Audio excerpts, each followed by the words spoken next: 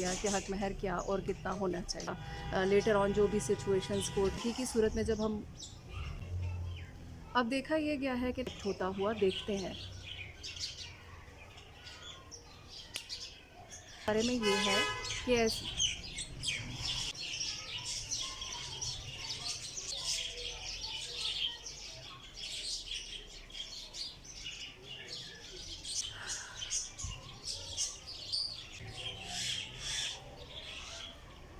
ये है कि अस्सलाम वालेकुम, दिस इज़ अफशाना नासिर एडवोकेट। आज मौसम बहुत अच्छा था, इसलिए मैंने डिसाइड किया कि आपके साथ मिलकर इसको एंजॉय किया जाए। मुझे मना किया गया, मुझे रोका गया कि आपको बहुत सारे चैलेंजेस का सामना करना पड़ेगा। कुछ चैलेंजेस मेरे इर्द गिर्द उड़ भी रहे हैं, बट ऐसा इट्स ओके। कुछ देर पहले हम जहाँ मौजूद थे वहाँ एक बार फिर ये सवाल मुझसे पूछा गया कि हक महर क्या और कितना होना चाहिए। Well, this is a very frequently asked question and this is a very tough question to answer to. हक महर 3 फॉर्म्स के अंदर लिखा जाता है, रकम की सूरत में, गोल्ड की सूरत में और प्रॉपर्टी की सूरत में। रकम की सूरत में लिखे जाने वाला हक महर अगर हम इसे देखें तो आज से 20 साल पहले 1 लाख की रकम अगर लिखी जाती थी तो this was a big deal. मगर अब अगर हम इसको देखें तो रुपये की जो डिवैल्यूएशन है उसकी वजह से 1 लाख रुपए का अमाउंट अब कुछ भी हैसियत नहीं रखता। उसी के साथ अगर हम ये देखें कि अगर हम गोल्ड की बात करते हैं तो गोल्ड क्योंकि टाइम के साथ उसकी वैल्यू में इजाफ़ा होता है, गोल्ड डॉलर की फ्लक्चुएशन से उसको इतना ज़्यादा इम्पैक्ट उसके ऊपर नहीं आता और टाइम के साथ इसकी वैल्यू बढ़ती है। मगर एक स्टेटमेंट जो कि निकाहनामे के अंदर निकाह के टाइम पर लिख दी जाती है वो ये होती है कि गोल्ड इतने तोले गोल्ड जो कि ज़ेवरात की सूरत में लड़की को अदा कर दिया गया है। तो ये कंसिडर कर लिया जाता है, ये अज्यूम किया जाता है कोर्ट के ऐसे किसी भी सूरत हाल में, नाचाकी की सूरत में जब हम कोर्ट में मौजूद होते हैं तो ये प्रिज्यूम किया जाता है कि लड़की को गोल्ड ऑर्नामेंट दे दिए गए थे, उसको हैंड ओवर कर दिए गए थे।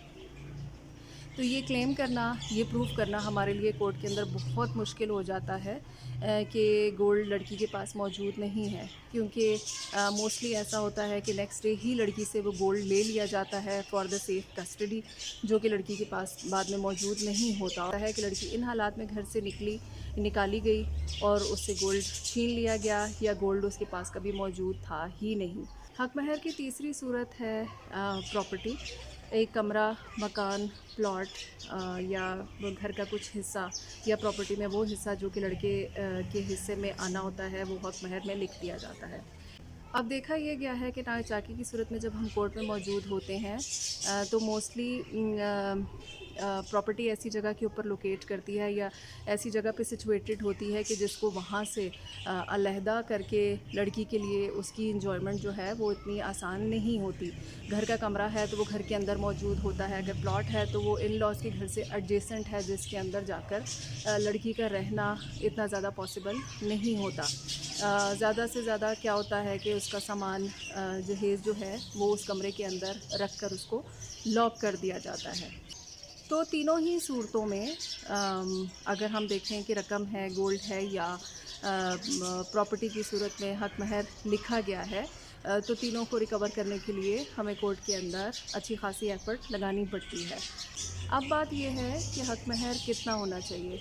इससे पिछली वीडियो के अंदर मैं इस बात के ऊपर बड़ी डिटेल से बात कर चुकी हूँ कि शादी के बाकी तमाम रसूल की तरह निकाहनामे को भी बहुत अहमियत दें और उसके लिए म्यूचुअल एग्रीमेंट के साथ जो भी बात तय पाए अच्छे तरीके से, प्रॉपर्टी है, अमाउंट है या गोल्ड है, जो भी है उसको अच्छे तरीके से मिल बैठ कर आपस में पहले से डिसाइड करके निकाहनामे के अंदर मेंशन किया जाए।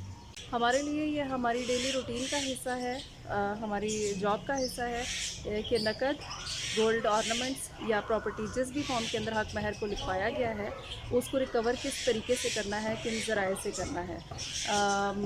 ऐसी सूरत हाल के अंदर जहाँ पर प्रॉपर्टी लिखी जाती है उसके बदले अमाउंट रिकवर किया जा सकता है। ये सारे के सारे वो टूल और टैक्टिक्स जिनके ज़रिए हमने ये सब कुछ रिकवर करवाना है उनसे हम अच्छे तरीके से वाकिफ़ हैं।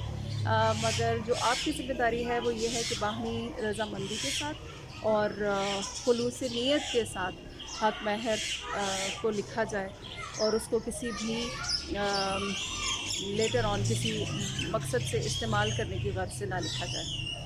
मेरी इस बारे में राय या मशवरा कि गोल्ड, रकम या प्रॉपर्टी में से क्या हक महर होना चाहिए और कितना होना चाहिए, तो ये मेरा मशवरा ये है ऐसी सूरत हाल के अंदर कि जो भी डिसाइड करें वो आपस में बाहमी रज़ामंदी के साथ डिसाइड करें और इस नीयत के साथ डिसाइड करें कि ये आपकी बेटी की खुशियों का ज़ामिन नहीं हो सकता।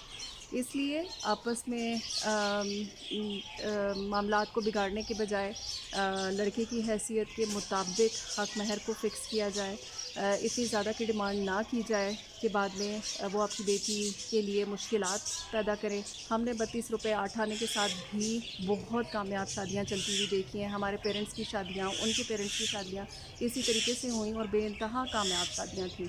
मगर अब इतने बड़े अमाउंट्स फ़िक्स करने के साथ, इतनी प्रॉपर्टी और ये सब कुछ नाम करवाने के बावजूद भी हम कुछ अरसे के अंदर कोर्ट्स के अंदर जोड़ों को मौजूद देखते हैं जिनको कि इन सारी सेफ्टी मेजर्स लेने के बावजूद बहुत मुश्किलात का सामना करना पड़ता है। तो नीयत अच्छी रखें और आपस में बाहमी रज़ामंदी के साथ पहले से मिल बैठ कर इस बारे में डिसाइड करके जो भी फ़ैसला करेंगे तो आपको मुश्किलात का शिकार नहीं होना पड़ेगा। Hope you like the video. Feel free to ask if you have any question. Video पसंद आई है तो please like, share and subscribe. Thank you. अल्लाह हाफ़िज़।